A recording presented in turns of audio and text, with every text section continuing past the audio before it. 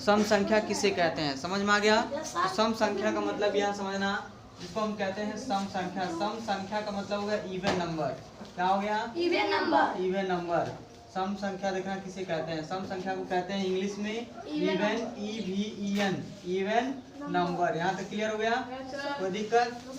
अब देखना सम संख्या किसको कहते हैं। सम संख्या का मतलब कि जो संख्या 2 से पूर्णतया विभाजित हो जाती है उस संख्या को हम सम संख्या कहते हैं। यानी कि जिस संख्या में अगर हम 2 से भाग देते हैं तो भाग देने के बाद से अगर हमारे पास शेषफल कुछ भी नहीं बचता है, यानी कि रिमाइंडर शेषफल 0 बचता है, तो वह संख्या सम संख्या कहलाती है। समझ में आ गया, कोई दिक्कत? क्लियर हो गया। अब देखो सम संख्या, यानी कि सम संख्या का एक ये तरीका हो गया कि जिस संख्या में अगर हम 2 से भाग देते हैं तो शेषफल यदि 0 आ जाता है तो उसको हम कहते हैं सम संख्या। कोई दिक्कत, कोई प्रॉब्लम? अब देखो दूसरा तरीका यह है कि जिस संख्या के इकाई के स्थान पे, चूंकि संख्या में देखो संख्या 1 अंक का भी होता है, संख्या 2 अंक का भी होता है, संख्या 3 अंक का भी होता है, संख्या 4 अंक। जैसे पहले लेक्चर में जब पढ़ाया था तो उसी दिन बता दिया था 1 अंक की संख्या, 2 अंक की संख्या, 3 अंक की संख्या, 4 अंक की संख्या बता दिया था। जैसे मान लो तो जो पहला, जैसे मान लो संख्या अगर 2 अंक का है तो इसमें पहला हो जाएगा इकाई का स्थान, जो दूसरा हो जाएगा दहाई का स्थान। समझ में आ गया। तीसरा जो हो जाएगा वो सैकड़े का स्थान है। समझ में आ गया। इसमें जो चौथा हो जाता है वो 1000 होता है। पहले समझो अगर 4 अंक का हो जाएगा तो वो 1000 हो जाएगा। समझ में आ रहा है कि नहीं आ रहा है? मान लो क्या हो गया, इकाई का स्थान है। समझ में आ रहा है कि नहीं आ रहा है? ये मान लो क्या है हमारा दहाई है, ये क्या हमारा सैकड़े का स्थान है, और ये हमारा क्या है 1000 है। और एक और हमारा जो स्थान है ये क्या हमारा 10,000 है। मान लो क्या है 10,000 है। यहाँ तक क्लियर हुआ, कोई दिक्कत? जिसमें 10,000 और 1000 एक घर के रहने वाले व्यक्ति हैं। समझ में आ गया। 10,000 और 1000 जो है एक घर के रहने वाले व्यक्ति हैं, जिसमें 1000 छोटा भाई है, 10,000 बड़ा भाई है। जिसमें सैकड़ा क्या है, ये अकेला परिवार से है, और अपने परिवार में क्या है अकेले है। समझ में आ गया, कोई दिक्कत? ठीक उसी तरीके से इकाई और दहाई 2 भाई हैं, एक ही परिवार के रहने वाले हैं। समझ में आ गया, कोई दिक्कत? ये दोनों कहते हैं कि हम पहले हम लोग का नाम आप बताइए, फिर हम लोग किस कास्ट के हैं वो कास्ट बताइए।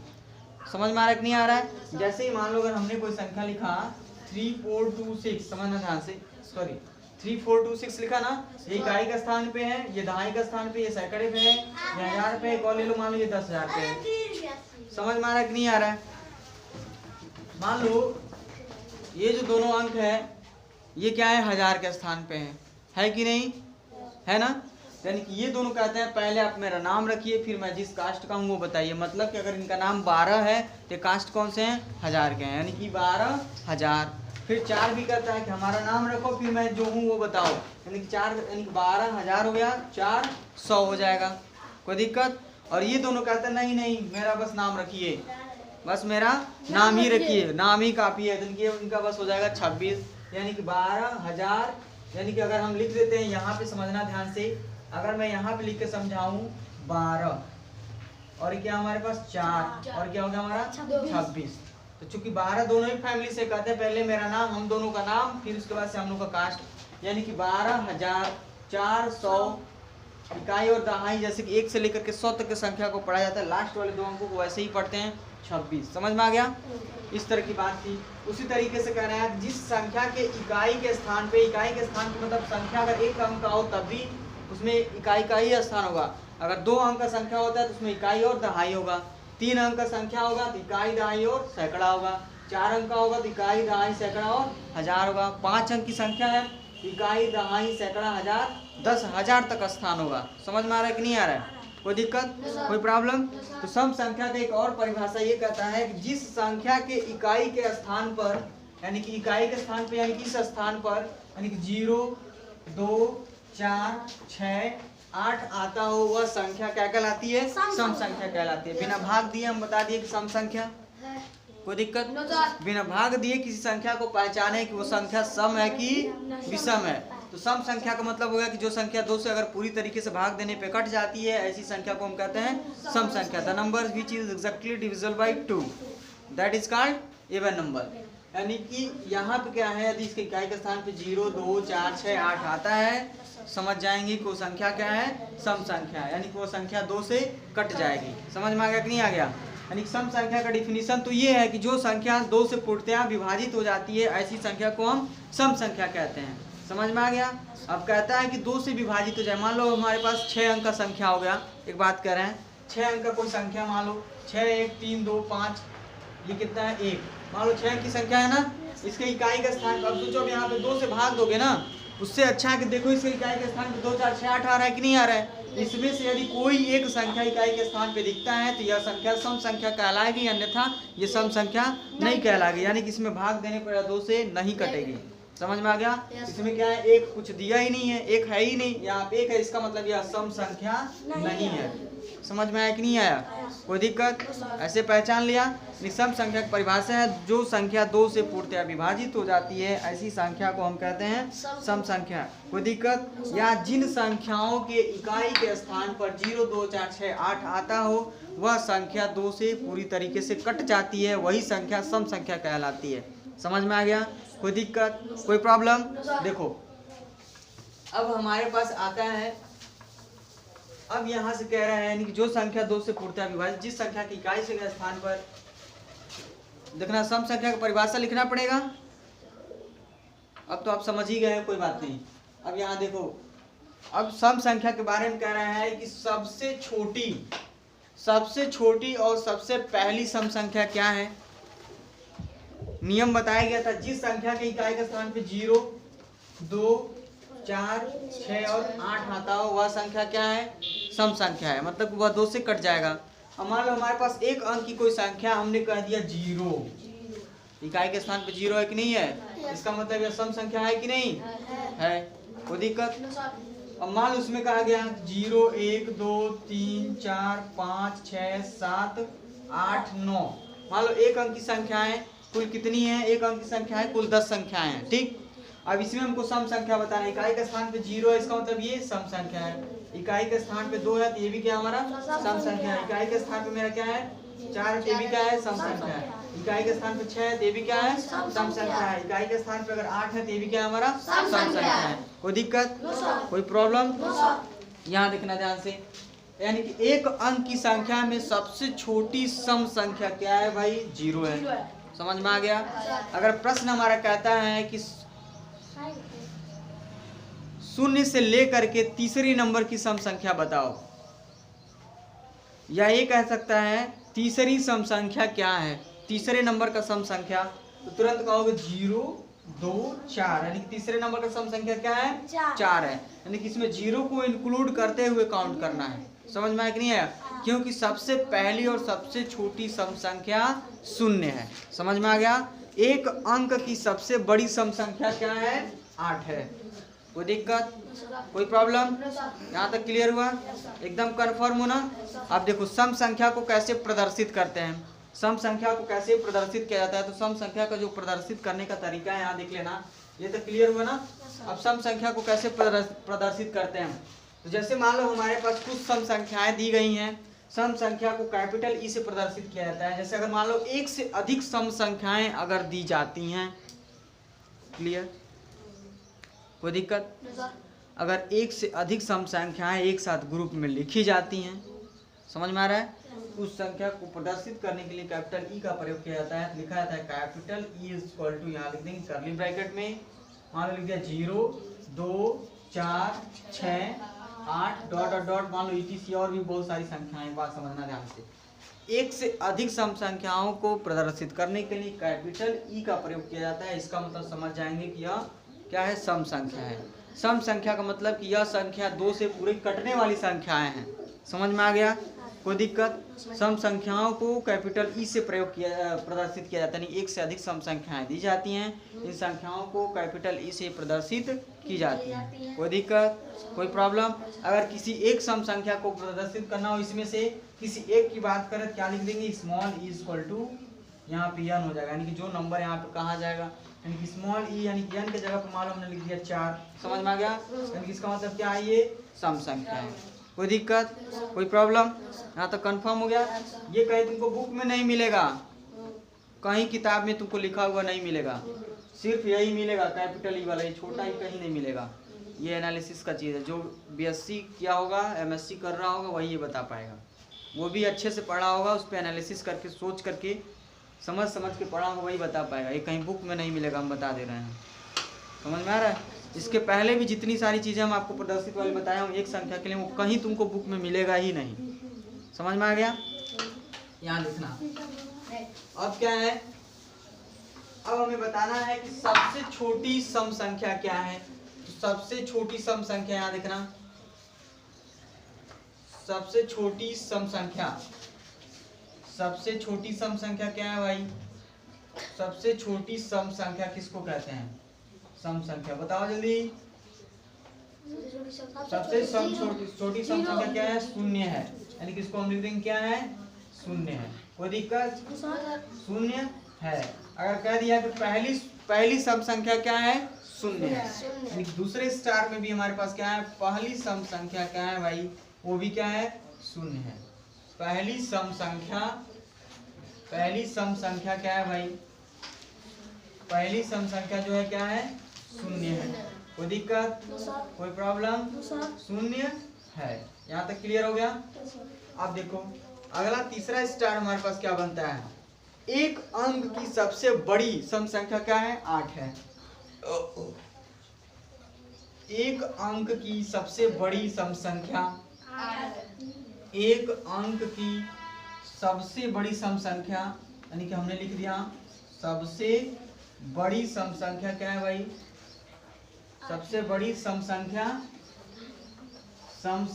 8 है। यहाँ तक क्लियर हुआ? कोई दिक्कत? कोई प्रॉब्लम? 8 मान लो हमने लिख दिया 8 है। अब देखो दो अंकों की पहली सम संख्या क्या है? 10 है। कोई दिक्कत? कोई प्रॉब्लम? क्योंकि जस्ट 9 के बाद अगला संख्या क्या हमारा? 10 शुरू हो जाता है, जिसमें 2 अंक है ना। जस्ट एक अंक के बाद अगला संख्या, सॉरी एक अंक आगे, यानी कि जो 9 के बाद जब से हम आगे बढ़ते हैं, एक अंक की संख्या जो समाप्त हो जाती है तुरंत आ जाता है 2 अंकों की संख्या। 2 अंकों की सबसे छोटी सम संख्या क्या है? 10 है। 2 अंकों की सबसे बड़ी सम संख्या क्या है भाई? 98 है। क्योंकि 98 के आगे बढ़ोगे तो 99 हो जाएगा, उसके बाद से 100 3 अंक हो जा रहा है ना, यानी कि 2 अंकों की सबसे बड़ी सम संख्या क्या हो जाएगा? 98 है। समझ में आ गया?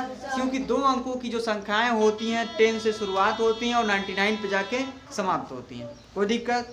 उसी तरीके से पूछ देगा कि 3 अंकों की सबसे छोटी सम संख्या 100 है।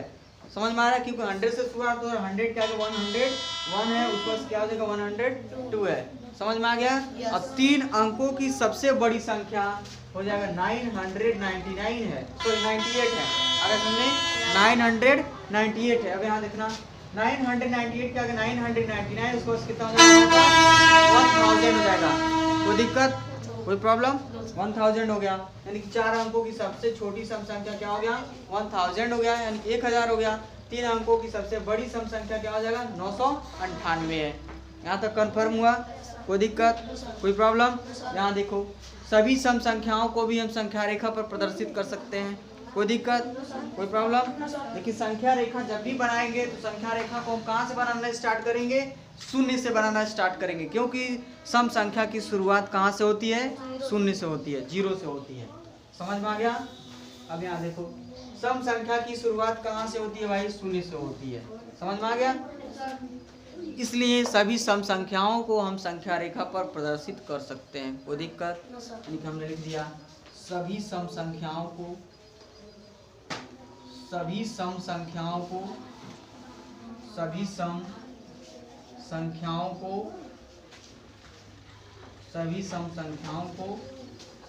को संख्या रेखा पर प्रदर्शित किया जा सकता है।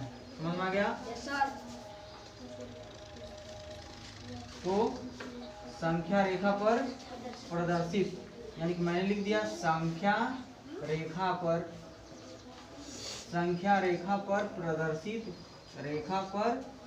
प्रदर्शित किया जा सकता है।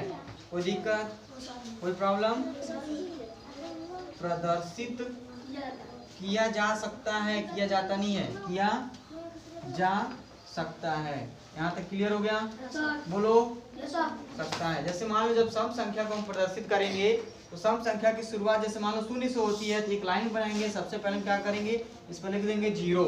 लेकिन जब मेजरमेंट यहाँ 0 लिखेंगे तो यहाँ से करेंगे, ना कि यहाँ से करेंगे। समझ में आ रहा है? यहाँ से करेंगे जहाँ पे मैंने 0 लिखा। 0 के आगे ये हमारा 1 हो जाता है, दूसरा नंबर क्या आ जाएगा? 2। कोई दिक्कत? क्योंकि दूसरी सम संख्या क्या है? 2 है। समझ में आ गया। उसके बाद अगली सम संख्या क्या है हमारे पास, यहाँ पे कितना हो जाएगा, ये तीसरा है ना, तो फिर चौथा वाला हमारा क्या हो जाएगा, यहाँ पे जाएगा, इसको लिख देंगे 4, ये हो जाएगा 5, फिर ये हो जाएगा हमारा 6, ये हो जाएगा 7, फिर ये हमारा हो जाएगा 8, फिर हो जाएगा 9, फिर ये हमारा हो जाएगा 10। यानी इस तरीके से सम संख्याओं को दिखाएंगे। कोई दिक्कत, कोई प्रॉब्लम, यहाँ तक कंफर्म हुआ। अब हमें अगला पढ़ना है सम संख्या के बाद से क्या पढ़ना है, विषम संख्या। कोई दिक्कत, कोई प्रॉब्लम। अब देखना, अब हमें क्या करना है, विषम संख्या। अब विषम संख्या स्टार्ट पढ़ना है। लगातार n तक की सम संख्याओं का योगफल बताना है। यहाँ देखना, यहाँ पे कह रहा है सम संख्या पर हम एक न्यूमेरिकल क्वेश्चन देके चलते हैं, लेकिन उस पर एक हमारा पास एक फॉर्मूला पड़ा हुआ है। जैसे मान लो फार्मूला ये कहता है, अगला स्टार में कह रहा है कि लगातार, मान लो मैंने लिखा लगातार n तक की, यानी कि n मैंने कहा था, n मतलब एक स्मॉल, किसी एक प्राकृतिक संख्या को प्रदर्शित करने के लिए स्मॉल n का प्रयोग किया जाता है ना, वो इसलिए यहाँ पे स्मॉल n लिखा है। समझ में आ गया। कह रहा है कि लगातार n तक की सम संख्याओं के योगफल, आगे समझ में, लगातार n तक की सम संख्याओं का योगफल लिख दिया, सम संख्याओं का योगफल, संख्याओं का योगफल हमको बताना है। कोई दिक्कत, कोई प्रॉब्लम। योगफल अगर हमें बताना होगा तो लगातार n तक की सम संख्याओं का जो हमारे पास योगफल हो जाएगा, उसका जो फार्मूला होता है हमारे पास लिखा जाएगा, n is multiply by n plus 1 upon लिखा जाता है 4। आगे समझ में, कोई दिक्कत, बोलो, कोई problem. n is multiply by, sorry यहाँ पे 1, यहाँ पे 2 रहेगा, n is multiply by n plus 2। यहाँ तक क्लियर हुआ, कोई दिक्कत। यानी कि लगातार n तक की सम संख्याओं का जो योगफल हो जाएगा, n is multiply by n plus 2, sorry n plus 2 upon 4 ये लिखा जाएगा, यानी कि in bracket n is multiply by n plus 2 upon 4। कोई दिक्कत। अब यहाँ से जैसे मान लो हमें लिखना है लगातार n तक की सम संख्याओं का योगफल में, जैसे मान लो कि हमारे पास कुल संख्याएं क्या है, मान लो हम सम संख्या लिखते हैं, तो सम संख्या मैं आपको लिख के दिखाता हूँ, 0, 2, 4, 6, 8, 10, 12, 14, 15, 16। एक काम करो, हाँ 14 बस मान लो लिख लिया, 16, उसका क्या हो जाएगा 18, उसका क्या हुआ 20। समझ में आ गया।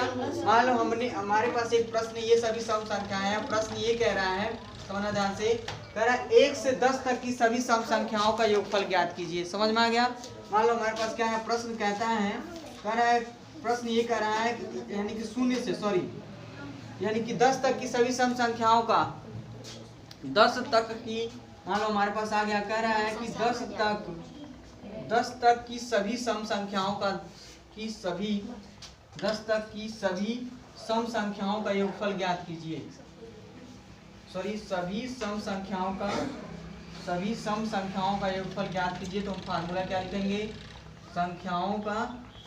संख्याओं का योगफल ज्ञात कीजिए, योगफल ज्ञात कीजिए। तब हमारे पास वहाँ क्या लगाएंगे, ज्ञात कीजिए। यहाँ देखना ध्यान से, बहुत आसान है, कोई प्रॉब्लम नहीं होना चाहिए। कह कि 10 तक की सभी सम संख्याओं का योगफल ज्ञात करना है, यानी कि अब सोचोगे कि फार्मूला हमको यही लगाना है, यानी कि 10 तक की सभी सम संख्याओं का योगफल, यानी कि n is multiply by n plus 2 upon क्या कर देना है, और यही फार्मूला लगा देना है। लेकिन यहाँ से तुमको देयरफॉर देख रहे हो, n बराबर क्या मिल रहा है इस प्रश्न में, देखो n का मतलब क्या है, n का मतलब क्या है, 10 है। आगे समझ में, जिस संख्या तक की बात करेंगे उसी संख्या को n की जगह पर रख देंगे, यानी क्या हो जाएगा 10 है। अब यहाँ पे रख के देख लो, अब यहाँ पे रखोगे तो क्या हो जाएगा, 10 इज मल्टीप्लाई में ब्रैकेट में लिख दोगे 10 प्लस कितना हो जाएगा 2 अपॉन लिख दोगे 4। वो दिक्कत, 10 2 12, 12 में 10 का मल्टीप्लाई कर दो, 120, 10 2 12 हो जाएगा, 12 दाम कितना हो जाएगा 120। तो 120 बटा कितना हो जाएगा 4, यहाँ से कर दो 4 3 क्या हो गया 12, 0 4 कम 4 यानी कितना आ जाएगा 30 आ जाएगा। समझ में आ गया। यानी कि 10 तक की सम संख्याओं का योगफल क्या हुआ 30 है। चलो इसमें जोड़ के देख लेते हैं। यहाँ देखो 10 में 8 जोड़ दो 18, 18 में 6 जोड़ दो कितना हो जाएगा 24, 24 में 4 जोड़ दो 28, 28 तो क्या हो गया 30, 30 में 0 जोड़ोगे 30। समझ में आ गया। यानी कि लगातार, यानी कि 10 तक की सभी सम संख्याओं का जो योगफल आया हो क्या हो गया 30। समझ में आया कि नहीं आया, कोई दिक्कत। ठीक उसी तरीके से मान लो हमारे पास एक और प्रश्न है, कहता है कि लगातार हमें क्या है, मान लो 14 तक निकालना है। ठीक, मान लो 30 में हमें 12 और 14 जोड़ोगे कितना हो जाएगा, 1 मिनट रुक जाओ, यहाँ कितना हो जाएगा 4 2 6, और ये एक एक कितना हो जाएगा 2 26। 30 में क्या करोगे 26 जोड़ोगे कितना हो जाएगा 3 2 हो जाएगा 5, यानी कि आना चाहिए 50, सॉरी 50 नहीं 56 आना चाहिए। समझ में आया कि नहीं आया? तो 56 आना चाहिए। अभी देखो यानी कि इस पे लगाते हैं हम लोग। यानी कि अगला प्रश्न हमारे पास क्या है कि लगातार 14 तक की सभी सम संख्याओं का योगफल ज्ञात करना है। तो क्या करोगे? लगातार 14 तक की सभी सम संख्याओं का योगफल, 14 तक की सभी सम संख्याओं का योगफल मान लो बताना है।